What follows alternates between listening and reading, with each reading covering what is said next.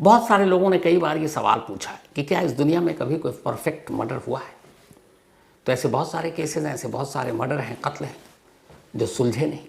ज़्यादा दूर जाने की ज़रूरत नहीं है। आरुषि केस आज तक पता नहीं आरुषि हेमराज का कातिल कौन है। तो अभी तक अगर आज की डेट तक देखें हम, 2008 में हुआ था आरुषि, तो करीब 17 साल तो हो गए। 17 साल से तो ये परफेक्ट मर्डर है। आने वाले वक्त में सुलझ जाए तो अलग बात है। और भी ऐसे सैकड़ों मर्डर के केस हैं जो आज भी एक अनसुलझे केस है, तो इनको भी हम परफेक्ट मर्डर की कैटेगरी में डाल सकते हैं। हाँ, आगे चलकर सुलझ जाएं पता नहीं, लेकिन उस दुनिया में ऐसे हज़ारों केस हैं जिनमें आज भी खुलासा नहीं हो पाया, तो वो परफेक्ट मर्डर ही कहलाएगा।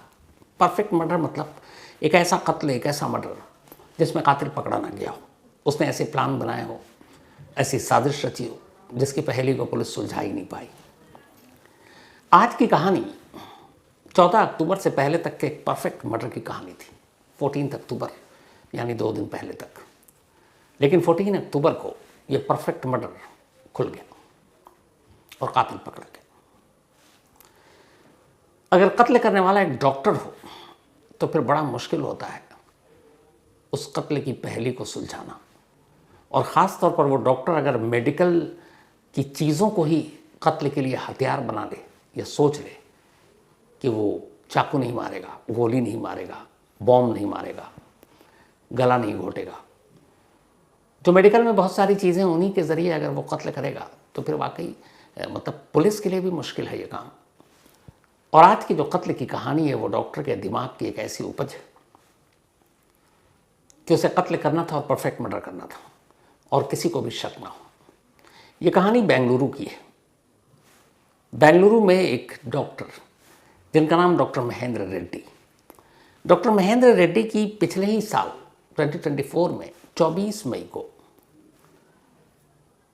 शादी होती है डॉक्टर कृतिका नाम की एक लड़की से। मतलब साल भर पहले की शादी है। 24 मई 2024 को डॉक्टर महेंद्र रेड्डी और कृतिका रेड्डी की बड़ी धूमधाम से बेंगलुरु में शादी होती है। कृतिका रेड्डी भी एक पढ़ी लिखी अच्छे परिवार से, और वो भी एक डॉक्टर, डर्मेटोलॉजिस्ट। तो दोनों की शादी हुई। उस शादी से पहले प्री वेडिंग एक शूट भी हुआ।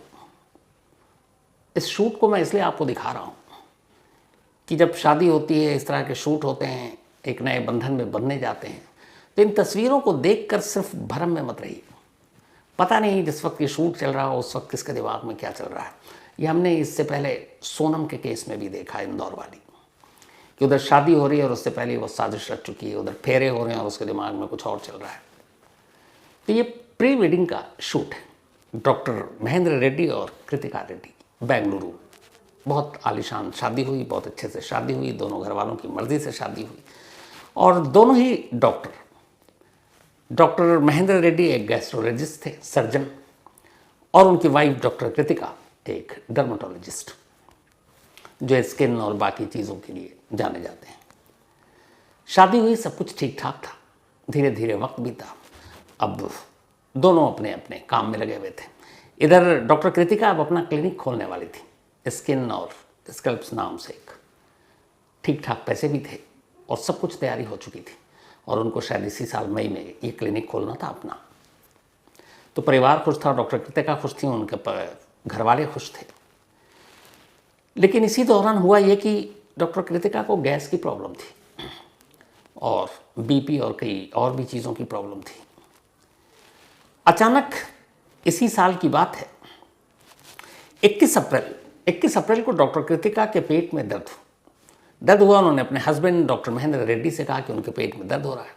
डॉक्टर महेंद्र रेड्डी ने कहा कि ठीक है। अब वो चूँकि खुद एक गैस्ट्रो के सर्जन डॉक्टर, तो उन्होंने कहा कि तुम्हें एक इंजेक्शन दे रहे हैं, इस इंजेक्शन को लगा लेना, दर्द कम हो जाएगा। और इसके बाद उन्होंने इंजेक्शन लगा दिया। थोड़ी देर के बाद डॉक्टर कृतिका सो गई, दर्द खत्म, एहसास हुआ नहीं। इसके बाद नेक्स्ट डे 22 अप्रैल 2025 डॉक्टर कृतिका अपने घर पर थी। फिर उन्होंने फ़ोन किया अपने हस्बैंड डॉक्टर रेड्डी को और कहा कि फिर से पेट में दर्द उठ रहा है, गैस का ही शायद दर्द है, क्या करूं। तो उन्होंने कहा कुछ नहीं, वो जो इंजेक्शन दिया था उसकी एक खुराक और ले लो, आज ठीक हो जाएगा। अब चूंकि वो एक पत्नी होने के साथ साथ उन्हें ये भी पता है डॉक्टर कृतिका को कि उनके हस्बैंड गैस्ट्रो के ही डॉक्टर हैं और उन्हें गैस्ट्रो की ही प्रॉब्लम, तो जब घर में डॉक्टर है तो बाहर को दिखाने का मतलब नहीं है, और वो भी एक नामी अस्पताल में बेंगलुरु के सर्जन थे डॉक्टर महेंद्र रेड्डी। तो यहाँ पे कोई शक नहीं है, तो गुंजाइश बचती नहीं। तो अपने डॉक्टर हस्बैंड के कहने पर डॉक्टर कृतिका ने 22 अप्रैल 2025 को दूसरी बार इंजेक्शन लिया। अब 23 अप्रैल की सुबह हो गई। 23 अप्रैल की सुबह उनकी हालत अचानक खराब हुई, वो घर आ गई।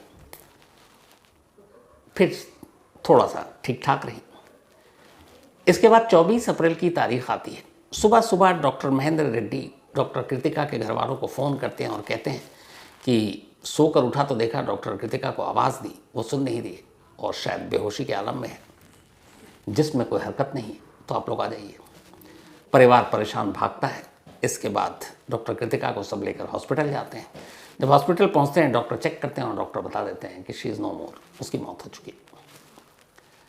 अब डॉक्टर कृतिका को कई सारी तकलीफ़ें तो थीं, गैस की प्रॉब्लम थी, बीपी का प्रॉब्लम था, और भी 2-3 हेल्थ इशू थे। तो खैर अब डॉक्टर ने डिक्लेयर कर दिया। अब ये हुआ कि भाई हॉस्पिटल में मौत हुई है।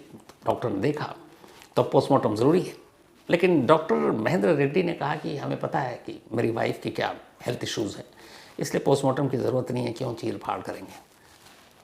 तो उन्होंने अपने फादर इन लॉ और सिस्टर इन लॉ से भी कहा कि एक तो वैसी गम है, अब क्यों ये सब कराएं। तो सास ससुर भी लगभग तैयार हो गए कि छोड़ दो पोस्टमार्टम, लेकिन सिस्टर इन लॉ तैयार नहीं हुई। वो खुद मेडिकल फील्ड से थी, शायद रेडियोलॉजिस्ट। उन्होंने कहा नहीं, पोस्टमार्टम तो होना चाहिए। तब डॉक्टर रेड्डी के ना चाहते हुए भी पोस्टमार्टम हुआ। अब जब पोस्टमार्टम हाउस में ले जाया गया डॉक्टर कृतिका की बॉडी को, तो एक अजीब मंजर था।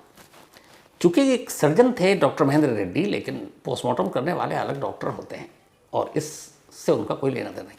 लेकिन बार बार वो पोस्टमार्टम हाउस में घुस जाएँ जब डॉक्टर करें। डॉक्टरों को भी अजीब लगा, उन्होंने कहा बाहर जाओ।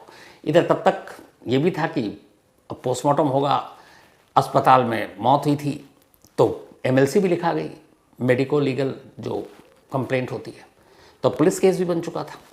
तो पुलिस वालों को फिर डॉक्टर ने कहा भाई ये कैसा हस्बैंड है, डॉक्टर तो है ठीक है, लेकिन पोस्टमार्टम रूम में ये बार बार क्यों आ रहा है।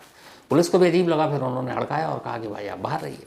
खैर इसके बाद पोस्टमार्टम हुआ। पोस्टमार्टम के बाद बॉडी सौंपी गई और डॉक्टर कृतिका का अंतिम संस्कार कर दिया गया। बाद में पोस्टमार्टम रिपोर्ट आई, उसमें ऐसी कोई भी चीज़ नहीं थी जिससे कोई डाउट हो। मेडिकल इश्यूज जो थे हेल्थ ग्राउंड पर, वही सारी चीज़ें थी पोस्टमार्टम रिपोर्ट में। तो 24 अप्रैल 2025 को डॉक्टर कृतिका की डेथ हो गई और पोस्टमार्टम रिपोर्ट में ऐसी कोई बात नहीं। अब मौत के बाद धीरे धीरे वक्त बीता। इधर डॉक्टर रेड्डी भी अब अपनी नई जिंदगी धीरे धीरे अपनी वाइफ के गम से उबर कर जी रहे हैं। उधर कृतिका के घर वाले भी, वक्त बीतता जा रहा है। 6 महीने बीत गए। 6 महीने के बाद 13 अक्टूबर को अचानक डॉक्टर कृतिका की विसरा रिपोर्ट आती है। जब पोस्टमार्टम हुआ था 24 अप्रैल 2025 को, तो पोस्टमार्टम के बाद अमूमन विसरा का सैंपल रख लिया जाता है और फिर उसे लैब में भेजा जाता है। मैंने कई बार आपको बताया कि विसरा में की रिपोर्ट आने में टाइम लगता है, करीब करीब महीना भर लग जाता है। बहुत इमरजेंसी हो तो भी 20 दिन तो लग ही जाता है। लेकिन अगर आम विसरा है जिसमें कोई ऐसा हाई प्रोफाइल केस नहीं है, या है कि जिसकी विसरा की रिपोर्ट आने से ही एक केस सुलझेगा, तो उस पर किसी का ध्यान जाता नहीं। और यहाँ ये कि पोस्टमार्टम रिपोर्ट में कोई ऐसी बात लिखी नहीं थी, तो डॉक्टर कृतिका रेड्डी के अपने घर वालों हों या फिर डॉक्टर महेंद्र रेड्डी हों, दोनों को इस बात की कोई परवाह नहीं कि विसरा रिपोर्ट कब आएगी। क्योंकि ख़ासतौर पर डॉक्टर कृतिका रेड्डी के घर वाले तो ये मान कर चले थे कि बीमारी की वजह से उनकी बेटी की मौत हुई, गैस और बाकी चीज़ें, तो उन्हें विसरा रिपोर्ट का इंतज़ार नहीं था, वो तो शायद भूल भी चुके थे। डॉक्टर महेंद्र रेड्डी को भी परवाह नहीं, हालांकि थी तो वो जाहिर नहीं कर रहे थे। खैर अब अचानक 13 अक्टूबर को, यानी 3 दिन पहले, विसरा की रिपोर्ट आती है। और जैसे ही विसरा रिपोर्ट आती है, पूरी कहानी बदल जाती है। विसरा रिपोर्ट में ये लिखा था कि डॉक्टर कृतिका रेड्डी की मौत एनेस्थीसिया के ओवरडोज से हुई है। जब कोई ऑपरेशन या सर्जरी की जाती है तो मरीज को बेहोश किया जाता है, किसी भी मेजर सर्जरी में, तो उसमें एनेस्थीसिया का डोज दिया जाता है उस पेशेंट के वेट के हिसाब से, उस पेशेंट के बाकी मेडिकल चेकअप के आधार पर कि उसका डोज कितना होना चाहिए, ताकि वो हमेशा के लिए बेहोशी में ना चला जाए। तो उतना ही दिया जाता है जितना उस मरीज की बॉडी उसको संभाल सके। तो अब पोस्टमार्टम रिपोर्ट में है कि डॉक्टर कृतिका की मौत एनेस्थीसिया के ओवरडोज से हुई है। अब जैसे ही विसरा रिपोर्ट आई, हर एक क्वेश्चन फौरन पुलिस को खबर दी गई कि भाई 24 अप्रैल को 6 महीने पहले जिस डॉक्टर कृतिका की मौत हुई थी वो बीमारी से नहीं हुई थी, बल्कि उसको एनेस्थीसिया की ओवरडोज दी गई थी। बाकायदा उसका नाम भी लिखा हुआ था, वो नाम है यहाँ पर। अब सवाल ये है कि डॉक्टर कृतिका की ना कोई सर्जरी हुई, ना डॉक्टर कृतिका कहीं हॉस्पिटल में एडमिट हुई, तो फिर एनेस्थीसिया उनको किसने दिया और क्यों? कोई बनता ही नहीं है ना। एनेस्थीसिया तो तब देते हैं जब कोई सर्जरी हो। अब जैसे ही घर वालों को और ख़ास तौर पर डॉक्टर कृतिका की बड़ी बहन को ये बात पता चली, वो अपने पिता को लेकर सीधे पुलिस स्टेशन पहुंच गई और जाकर इस विसरा रिपोर्ट के आधार पर उन्होंने कहा कि उनकी बहन का मर्डर हुआ है, कत्ल हुआ है, और कत्ल करने वाला कोई और नहीं बल्कि डॉक्टर कृतिका का अपना पति डॉक्टर महेंद्र रेड्डी है। अब पुलिस ने जब विसरा रिपोर्ट देखी, पोस्टमार्टम रिपोर्ट पहले ही एमएलसी बनी हुई थी, पुलिस को कहानी समझ में आई। अब पुलिस फौरन महेंद्र रेड्डी को तलाश करती है। 14 अक्टूबर को, 13 अक्टूबर को एफआईआर दर्ज और 14 अक्टूबर को डॉक्टर महेंद्र रेड्डी को पुलिस अरेस्ट कर लेती है। अब अरेस्ट करने के बाद सिर्फ विसरा रिपोर्ट अभी तक है कि भाई एनेस्थीसिया का ओवरडोज, लेकिन ये कैसे साबित करेंगे कि डॉक्टर महेंद्र रेड्डी नहीं दिया? और अगर दिया तो फिर अपनी ही बीवी, जिसके अभी साल भर, क्योंकि मई में शादी हुई थी और अप्रैल मतलब 11 महीने हुए थे शादी को, और दोनों खुश थे, तो फिर ऐसी कोई वजह नहीं, तो मोटिव क्या हो सकता है? और इतनी शानदार तरीके से शादी हुई, कोई वजह नहीं, सब कुछ पैसे दहेज भी मिले, तो फिर क्या वजह हो सकती है? अब पुलिस ने डॉक्टर महेंद्र रेड्डी को गिरफ्तार किया और उससे पूछताछ शुरू हुई। जब पूछताछ शुरू हुई और उसके बाद अप्रैल के महीने की कड़ियों को जोड़ा गया, तो फिर सारी कहानी सामने आई और डॉक्टर महेंद्र रेड्डी ने अपना जुर्म कबूल भी कर लिया। कहानी ये थी कि जब शादी हुई, शादी के कुछ दिन के बाद ही डॉक्टर महेंद्र रेड्डी को पता चला कि डॉक्टर कृतिका रेड्डी को कई सारे हेल्थ इश्यूज़ हैं। उन्हें गैस की प्रॉब्लम है, उन्हें कुछ और भी चीज़ों की प्रॉब्लम है, और उन्हें इस बात पर गुस्सा आया कि शादी से पहले उनके ससुराल वालों ने ये नहीं बताया कि डॉक्टर कृतिका को क्या क्या बीमारियां हैं। इस बात से उसे गुस्सा आ गया, बट उस वक्त वो खामोश रहा। पर धीरे धीरे वक्त बीता तो उसे लगा कि नहीं, एक बीमार बीवी के साथ नहीं रह सकते। सोच देखिए आप, तो क्या करें? अब उसने सोचना शुरू किया। इस दौरान में कई बार बीमारी की वजह से, और चूंकि डॉक्टर महेंद्र रेड्डी खुद एक सर्जन था, तो ज़्यादातर अपने घर पे भी रहती थी डॉक्टर कृतिका। लेकिन अब उसने ठान लिया कि डॉक्टर कृतिका से अलग होना है। लेकिन कैसे? हालांकि आसान तरीका था, डिवोर्स और बाकी चीज़ें हो सकती थी, लेकिन कहते हैं उस वक्त इंसान का दिमाग तो काम करता नहीं है। अब डॉक्टर रेड्डी ने सोचना शुरू किया। वो क्राइम थ्रिलर और बाकी चीज़ें देखने का भी बड़ा शौकीन, साउथ की वो फिल्में भी, उस तरह से मिस्ट्री देखने का शौकीन। देखते देखते आखिरकार उसने तय किया कि वो अपनी बीवी का कत्ल करेगा, लेकिन वो कत्ल नहीं लगेगा और कभी पता ही नहीं चल पाएगा कि मौत की वजह क्या थी। अब उसने सारा प्लान करना शुरू किया।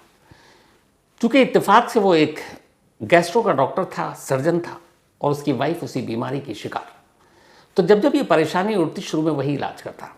अब पति इलाज कर रहा है, डॉक्टर है, पत्नी को उस पर भरोसा तो होगा ही। उसने अपने इसी इलाज और अपनी इसी मेडिसिन को हथियार बनाने का फैसला किया अपनी बीवी के खिलाफ। उसने तय किया कि जब उसकी बीवी को अब इस तरह की प्रॉब्लम होगी, गैस की वजह से दर्द होगा, तो वो उसे इंजेक्शन के थ्रू एनेस्थीसिया देगा, जिसकी पोस्टमार्टम रिपोर्ट में भी पता चलने की गुंजाइश कम है। उसने सारा रिसर्च कर लिया। इसके बाद जब अप्रैल 2025 में दर्द उठा, तब उसने पहली बार इंजेक्शन के थ्रू एनेस्थीसिया का ओवरडोज दिया। फिर इतना दिया, उसे पता था कि पहली बार में ना हो, ताकि शक ना हो। फिर दूसरी बार डोज दिया और दूसरी बार थोड़ा और ज़्यादा दिया, और फिर डॉक्टर कृतिका ऐसी नींद में गई कि उठ ही नहीं पाई।